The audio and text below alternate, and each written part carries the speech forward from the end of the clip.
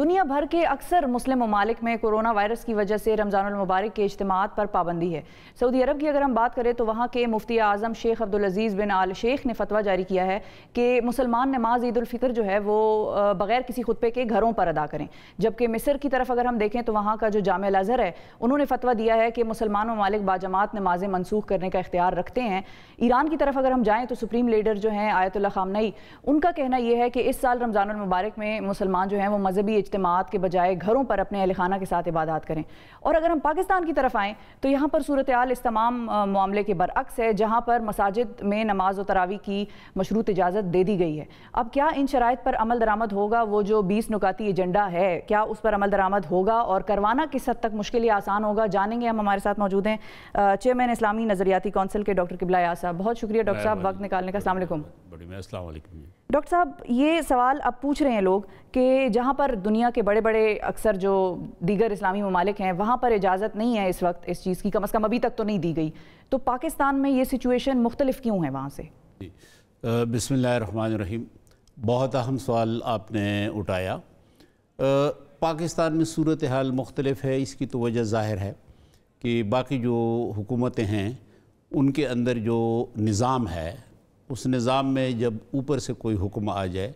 تو لوگ اس کی پیروی کرتے ہیں، مانتے ہیں، ایک رول آف لا ہے۔ جی، یہ بڑی بدقسمتی ہے کہ پاکستان میں اس قسم کی صورتحال نہیں ہے۔ دنیا کے مختلف حوالوں سے، زندگی کے مختلف حوالوں سے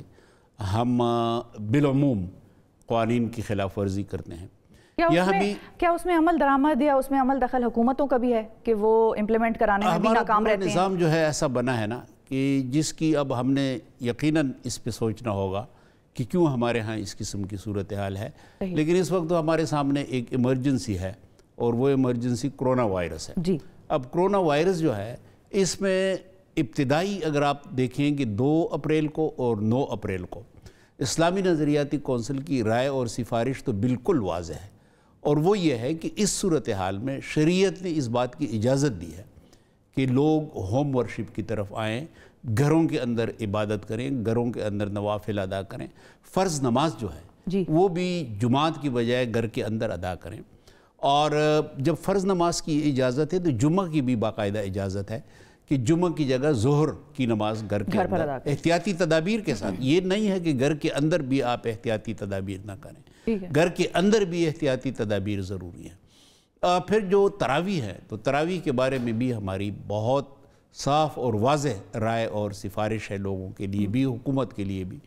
کہ وہ کوشش یہ کریں کہ عوام کو، لوگوں کو، مسلمانوں کو، باقی جو مذاہب کے لوگ ہیں مثلاً مسیحی ہیں یا دوسرے لوگ، ہوم ورشپ یعنی گھروں کے اندر عبادت۔ لیکن اس کے بعد جو صورتحال پیدا ہو گئی وہ آپ نے بھی یہ پوری صورتحال دیکھی، ہم نے بھی دیکھی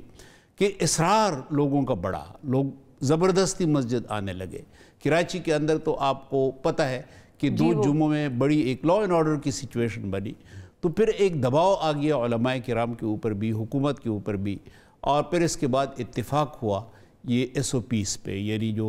لائحہ عمل بنایا گیا 20 نکاتی۔ تو اب 20 نکاتی لائحہ عمل میں یہ ہے کہ اس میں بھی جو بنیادی تصور ہے وہ یہی ہے کہ زیادہ تر لوگ گھروں پہ نماز پڑھیں، مثلاً جو بوڑھے لوگ ہیں جو کہ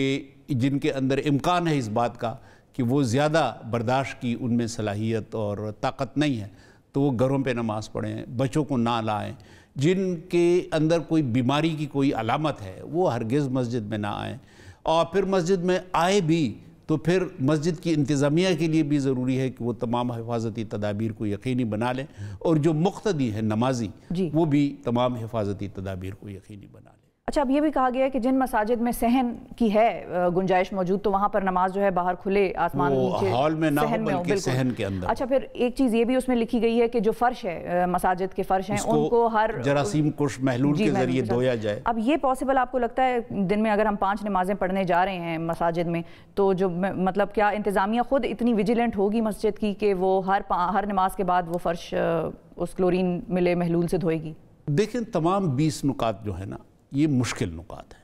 یہ صرف یہ نہیں ہے کہ مسجد کا دھونا یا فرش کا دھونا، بلکہ آپ کیسے جو ہمارے معمر افراد ہیں 50 سال سے زیادہ کے، آپ ان کو کیسے روکیں گے؟ عام طور پہ تو یہی ہوتا ہے کہ زیادہ تر جو ہمارے بزرگ حضرات ہیں وہ مسجد میں زیادہ بڑی تعداد میں آتے ہیں، اور ایسے لوگ کہ جنہوں نے ساری عمر نماز کی کوئی پرواہ نہیں کی ہوتی، وہ تراویح کا بہت اہتمام کرتے ہیں۔ تو یہ صورتحال تو ہے مشکل، لیکن وزارت داخلہ نے بھی، وزارت مذہبی امور نے بھی، اور علماء کرام نے، یعنی اس کے بعد مولانا مفتی تقی عثمانی صاحب نے اور مفتی منیب الرحمان صاحب نے علی اعلان کہا کہ اب یہ ہماری ذمہ داری بن گئی ہے، حکومت نے ہماری تجاویز کو تسلیم کر لیا ہے، اب ہماری ذمہ داری بہت بڑھ گئی ہے کہ ہم علماء کو، ائمہ مساجد کو، خطباء کو یہ بات ذہن نشین کرائیں کہ اب وہ اس بات کو یقینی بنائیں کہ جو 20 نکات ہیں اس میں 19 نکات ان کی ذمہ داریاں ہیں، ان پر مینوان عمل کریں۔ ٹھیک ہے، اب یہ تو بہت خوبصورت بات ہے کہ مطلب تمام جتنے بھی اس میں اسٹیک ہولڈرز موجود ہیں وہ سبھی اپنی ذمہ داری قبول کر رہے ہیں اور وہ کہتے ہیں کہ بھئی ہم اس پہ امپلیمنٹیشن کرائیں گے۔ اب یہ سچویشن بڑے شہروں میں اور دیہاتوں میں کس طرح مختلف ہوگی آپ کے خیال میں؟ کہ شہروں میں تو چلیں فورسز بھی موجود ہیں، عملہ انتظامیہ جو ہے وہ زیادہ ویجیلنٹ اور ایکٹیو بھی ہوتی ہے، تو یہاں پر تو عمل ہو بھی سکتا ہے اور کرایا بھی جائے گا کسی حد تک۔ گاؤں میں، دیہاتوں میں جو دور پار کے علاقے ہیں وہاں پر کس طرح سے اس چیز کو میک شور کرے گی گورنمنٹ کے عمل درآمد ہو؟ یقیناً ہمارے ملک میں یہ مشکلات تو ہیں، لیکن 18 اپریل کا جو اجلاس تھا ایوان صدر میں، اس میں وزیر داخلہ بھی موجود تھے۔ تو وزیر داخلہ نے یہ یقین دہانی کرائی کہ جو ہماری صوبائی حکومتیں ہیں اور لوکل انتظامیہ، مثلاً ڈویژن کی سطح پہ کمشنر، پھر ڈسٹرکٹ کی سطح پہ ڈپٹی کمشنر، تحصیل کی سطح پہ اسسٹنٹ کمشنر، نیچے تک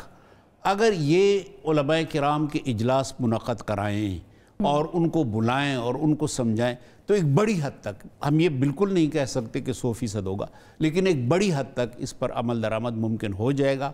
مسجد تو ہر جگہ موجود ہے، پہاڑ کی چوٹی پر بھی موجود ہے، محلوں کے اندر بھی موجود ہے، اور یہ علماء کرام اگر واقعی ہم ان کو آن بورڈ لے لیں اور ان کو سمجھائیں تو مجھے تو ایک لحاظ سے یہ چیلنج تو ہے، لیکن ایک اپرچونٹی بھی ہے کہ اس طریقے سے بھی کرونا کے بارے میں جو آگاہی ہے وہ عام لوگوں تک طریقے سے، بالکل، کیونکہ ممبر اور محراب کا تو بڑا ایک عمل دخل ہوتا ہے لوگوں کی زندگی میں، اور جہاں پر ٹی وی نہیں پہنچ سکتا، ٹیکنالوجی کے دیگر جو ذرائع ہیں وہ نہیں پہنچ سکتے، وہاں پر مساجد کے ذریعے یہ پیغام دیا جائے تو وہ بہت ہی زبردست چیز ہو جائے گی۔ اچھا، لیکن ڈاکٹر صاحب اگر